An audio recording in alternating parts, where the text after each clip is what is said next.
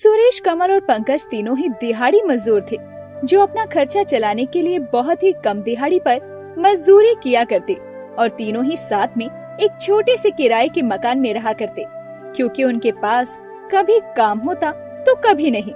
एक रोज कमल और पंकज काम से थके हारे आते हैं तो सुरेश पहले से घर पर होता है। अरे सुरेश, आज तो काम से जल्दी कैसे लौट आया? हाँ, मालिक ने कहा है कि अब उन्हें ज्यादा मजदूरों की जरूरत नहीं है। यानी अब तुझे दूसरा काम ढूंढना पड़ेगा?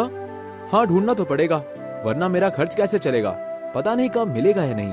अरे सुरेश, ऐसा क्यों कहता है? मैं अपने ठेकेदार से बात करता हूँ, वो जरूर तुझे कहीं ना कहीं काम पर लगा देगा। हाँ, बस एक दिन के जितने पैसे मिले बिना ना नुकुर किए काम कर लेना तू। हाँ कमल भाई, कुछ नहीं से कुछ पैसा आना तो बेहतर है। तुम लोग हाथ मुंह धो लो, मैं खाना लेकर आता हूँ। आज जल्दी आ गए तो सोचा खाना ही बना लेता हूँ। कुछ ही देर में तीनों खाना खाने के लिए बैठ जाते हैं तो अपनी दाल चावल और प्याज को देखकर मुंह बनाते हुए कमल कहता है, फिर से वही दाल चावल? अरे कोई सब्जी ही बना लेता सुरेश।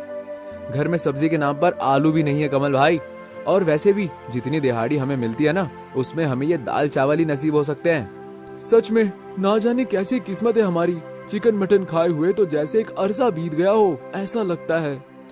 बस बस, जेब में चिल्लर नहीं और चले चिकन मटन का स्वाद लेने। जो पड़ा है थाली में उसको खा लो, कुछ खाओगे तभी सुबह काम करने की ताकत आएगी। सुरेश की बात को सुनकर वही दाल चावल सब खाने लगते हैं। ऐसे ही एक महीना बीत जाता है।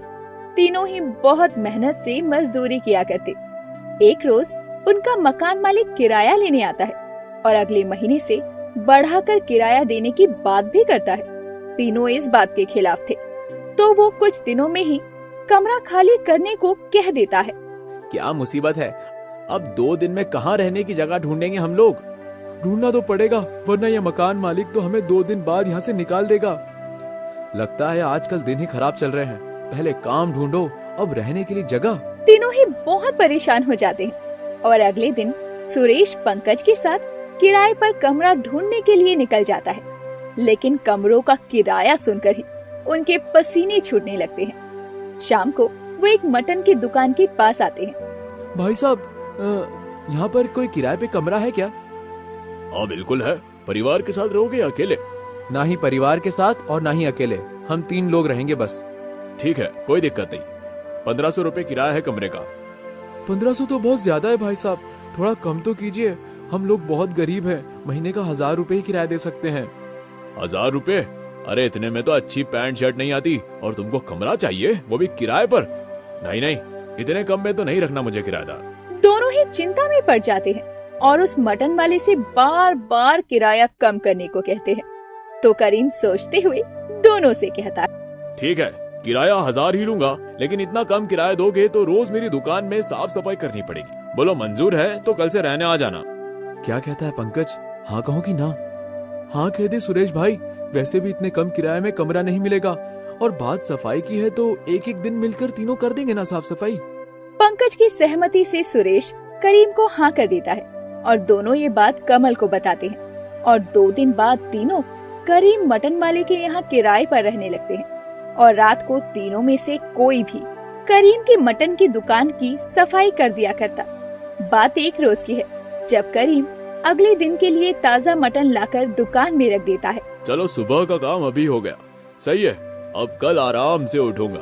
करीम मटन को ढककर वहाँ से निकल जाता है। रात को कमल झाड़ू लेकर करीम की दुकान की सफाई कर रहा था तो सफाई करते हुए उसकी नजर एक बर्तन पर जाती है जिसमें मटन रखा था, जिसे देखकर उसके मन में लालच आता है। तभी वो एक पन्नी में कुछ मटन भरकर ले जाता है और अपने कमरे में आकर दोनों को मटन दिखाता है। अरे ये मटन तू कहाँ से लेकर आया? आज तुझे पूरे महीने के पैसे एक साथ ही मिल गए क्या? हाँ, और मटन खरीदने की क्या जरूरत थी? ये तो बहुत महंगा पड़ा होगा तुझे। चुप करो तुम दोनों। अरे ना ही ये मटन मुझे महंगा पड़ा और ना ही मैंने इसके पैसे दिए हैं। मतलब तुझे ही मटन फोकट में मिला है क्या? ऐसा ही समझ ले, ये मटन मैं करीम की दुकान से लाया हूँ, उसने एक बर्तन में रखा हुआ था। यानी तू मटन चोरी करके लाया है? ये तूने ठीक नहीं किया कमल। अरे इतने सारे मटन में से थोड़ा बहुत अगर गायब भी हो गया तो क्या दिक्कत है? और वैसे भी आज बहुत मन हो रहा है मटन खाने का यार। हाँ, अब तू लेकर आया है तो मेरा भी मन कर रहा है खाने का। अरे लेकिन ये ठीक नहीं है। देख, अगर तुझे नहीं खाना है तो तू मत खाना, लेकिन हम तो आज मटन खाने ही वाले हैं। कुछ ही देर में वो दोनों मिलकर मटन चावल तैयार कर लेते हैं, जिसकी खुशबू उसके आस पड़ोस तक फैल जाती है और उनकी पड़ोसन एक औरत से कहती है, सुनीता, ये खुशबू तो मटन की जान पड़ती है। अरे हाँ, सही कह रही हो मालती बहन, लगता है किसी के घर पर मटन की दावत चल रही है। अरे दावत से याद आया, करीम भाई के घर पर 3 मजदूर किराए पर आए हैं, जरा उन्हें खाना दे आओ। बेचारे मोहल्ले में नए हैं, पता नहीं खुद से बना भी पाते होंगे कि नहीं। अरे क्या बात है मालती, तुम किसी के बारे में इतना कैसे सोचने लगी? अरे तुम्हें तो कुछ बताना ही बेकार है। मालती अपने घर से खाना लेकर करीम के घर पहुंचती है तो देखती है कि तीनों मजदूर मटन खा रहे थे। अच्छा, तो यहाँ चल रही है मटन की दावत, क्या बात है। आज तुम में से जरूर किसी का जन्मदिन होगा।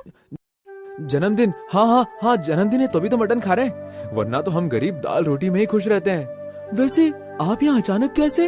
अरे वो मैंने सोचा कि तुम तीनों को खाने की जरूरत होगी तो खाना ले आई थी, पर यहाँ तो पहले से ही मटन की दावत चल रही है। कोई बात नहीं, हम आपका लाया हुआ खाना भी खा लेंगे, आपने इतनी प्यार से बनाया होगा। लाइए, मुझे दीजिए। कमल मालती के हाथ से खाना ले लेता है और मालती के जाने के बाद तीनों साथ में उस खाने को भी चट कर जाते हैं। अब इस तरह रोज दुकान की सफाई करते हुए तीनों थोड़ा थोड़ा मटन चुरा लिया करते और रोज बनाकर खाते। एक रोज करीम सुबह दुकान पर आता है तो उसे मटन बहुत कम नजर आता है। कल तक तो मटन ठीक ठाक था, अभी ऐसा क्यों लग रहा है कि कम हो गया हो? तभी वहाँ से गुजर रही मालती करीम से कहती है, अरे कैसे हो करीम भाई, और कैसा चल रहा है काम धंधा? ठीक ही चल रहा है मालती बहन, बस महंगाई के कारण मटन के दाम थोड़े और बढ़ गए हैं। अरे क्या बात कर रहे हो करीम भाई, आपके वो 3 मजदूर जो किराए पर आए हैं, जिस दिन से आए हैं मटर बनाते हैं, मुझे तो लगा जरूर मटन सस्ता हो गया होगा। मटन? वो तीनों मटन खा रहे थे?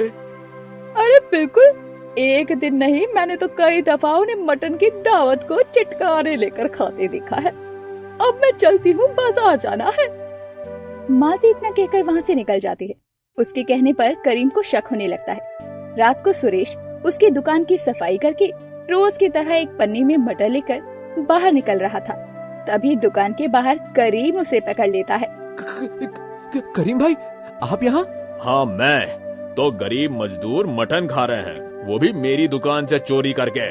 करीम भाई, वो ऐसा नहीं है, वो तो मैं वो रंगे हाथों पकड़े जाने पर सुरेश के पसीने छूटते हैं। उसी समय वहाँ पर कमल और पंकज आ जाते हैं तो पूरे मोहल्ले के सामने करीम उन तीनों की बहुत बेइज्जती करता है। एक तो कम किराए पर इन जैसों को कमरा दिया, लेकिन ये तो मेरा मटन चुरा कर ही अपने खाने का जुगाड़ करने लगे। ना जाने कैसे बेशर्म लोग हैं।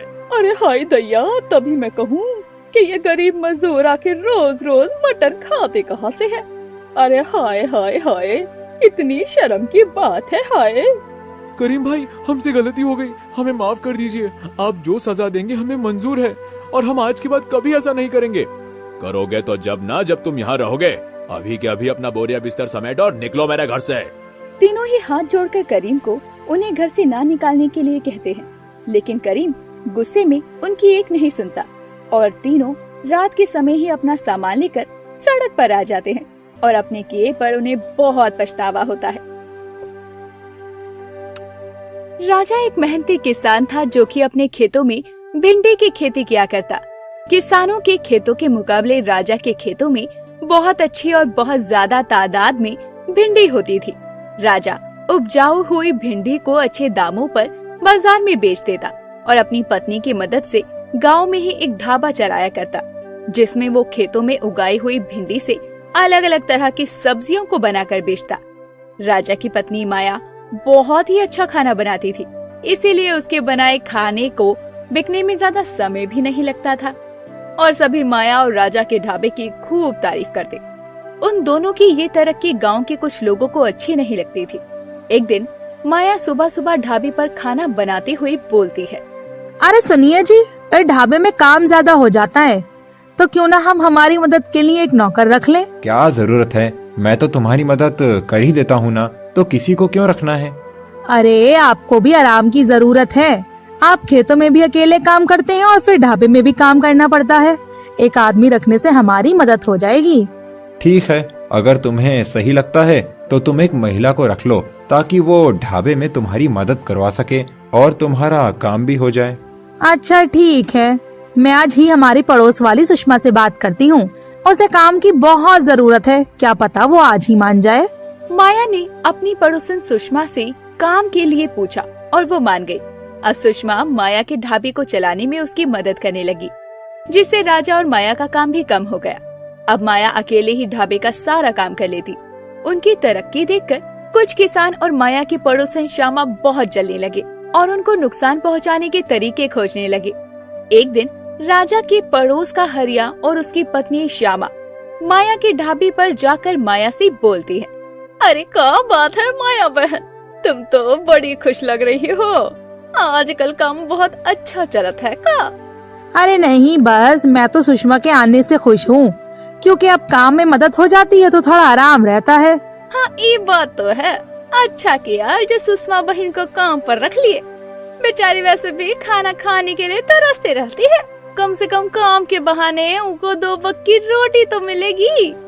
सुषमा को श्यामा की बातें सुनकर बहुत बुरा लगता है और वो ढाबे के किचन में जाकर अपनी किस्मत को कोसते हुए रोने लगती है। श्यामा और हरिया वहाँ से चले जाते हैं। अरे देख रहे हो जी, कितने खुश हैं वो लोग। हाँ देख रहा हूँ, पर ये ज्यादा दिनों तक नहीं रहेगी। अरे ऐसा कैसे होगा, अब क्या करेंगे आप? मैंने 2 लोगों के साथ मिलके इनका इंतजाम कर दिया है, अब तुम बस देखती जाओ। रात होती ही सभी माया, राजा और सुषमा ढाबे का काम खत्म करके अपने अपने घर चले जाते हैं। हरिया अपने कुछ साथी किसानों के साथ मिलकर राजा के खेतों में चला जाता है और वहाँ सबसे छुपकर उसके खेतों में बड़े बड़े चूहे छोड़ देता है, ताकि राजा की सारी फसल खराब हो जाए, और साथ ही कुछ चूहे उसके ढाबे पर भी छोड़ देता है। अगले दिन सुबह जब माया सुषमा के साथ ढाबा खोलने जाती है तो देखती है कि उसके ढाबे में हर जगह चूहे दौड़ रहे थे। ये देखकर दोनों की आंखें फटी की फटी रह जाती है और सुषमा बोलती है, अरे माया बहन, अचानक से ढाबे में इतने सारे चूहे कहाँ से आ गए? अरे पता नहीं सुषमा बहन, रात को तो सब ठीक ही था। अब बातें मत करो, जल्दी से सबको भगाओ। अरे पता नहीं क्या खा लिया इन लोगों ने रात भर में। ये चूहे इतने सारे हैं कि हमसे पकड़े नहीं जाएंगे, हमें किसी की मदद लेनी ही पड़ेगी।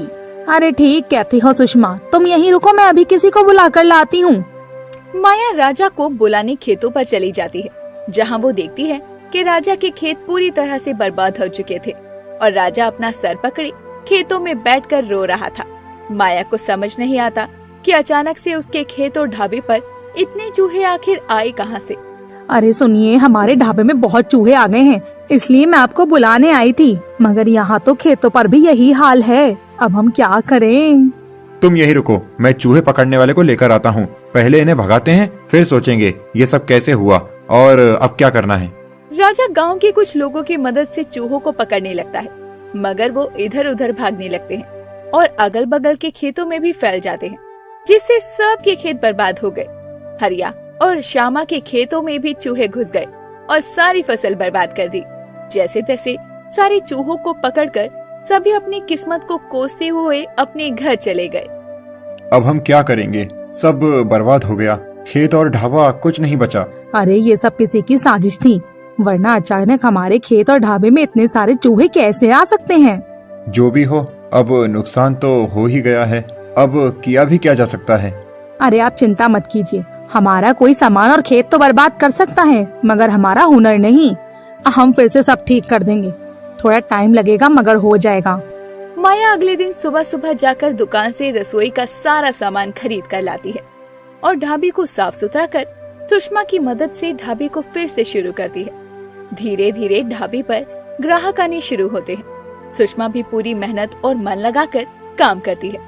उधर राजा भी अपने खेतों को साफ सुथरा करने लगता है, ताकि फिर से उसमें फसल लगाई जा सके।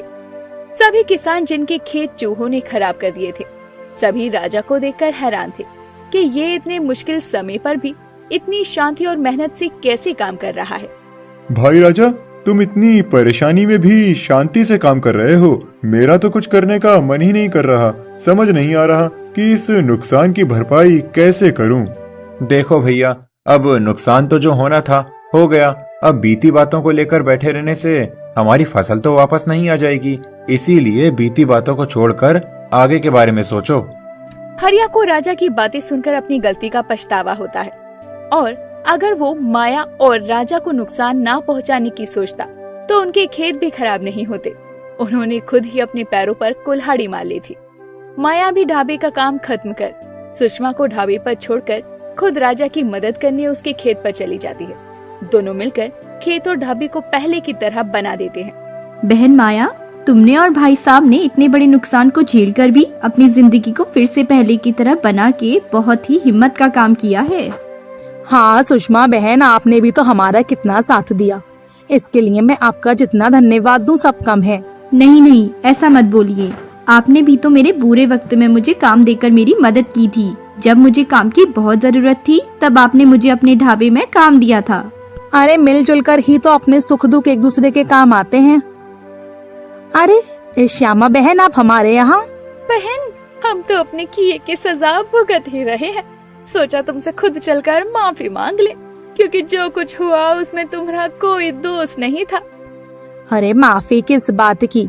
जो कुछ हुआ वो बस हमारी बुरी किस्मत थी और कुछ नहीं। नहीं माया बहन, मैंने और हरिया ने तुम्हारे और तुम्हारे पति को परेशान करने की खातिर तुम्हारे खेतों और ढाबे पर चूहों को छोड़ा था ताकि तुम्हारी सारी फसल बर्बाद हो जाए।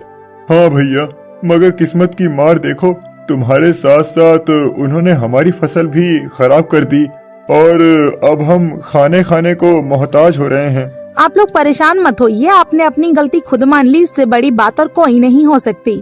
अब वैसे भी भगवान ने खुद आपको सजा दे दी तो हम कौन होते हैं आपको कुछ और कहने वाले। माया घर में से कुछ पैसे लेकर आती है और श्यामा को देते हुए कहती है, अरे लो श्यामा बहन, ये कुछ पैसे रख लो ताकि आपको अपने खेतों में फिर से उपजाऊ बनाने में मदद हो जाएगी। अरे नहीं बहन, ये ना करो, ऐसा ना करो। मैं पहले ही बहुत शर्मिंदा हूँ, तुम और शर्मिंदा ना करो हमका। नहीं बहन जी, आप इसे कर्ज समझकर रख लीजिए। जब आपके हालात ठीक हो जाएं, तब आप वापस कर देना। हरिया और श्यामा माया की बात मान जाते हैं और उनके दिए पैसों से फिर से अपने खेतों में अनाज उगाते हैं और सब सही होने पर उससे दुगना पैसा उन्हें वापस कर देते हैं। माया भी अपने ढाबे पर बहुत मेहनत और लगन से काम करती है और पहले से अधिक पैसा कमाने लगती है। माया की भिंडी का ढाबा पूरे गांव में मशहूर हो जाता है।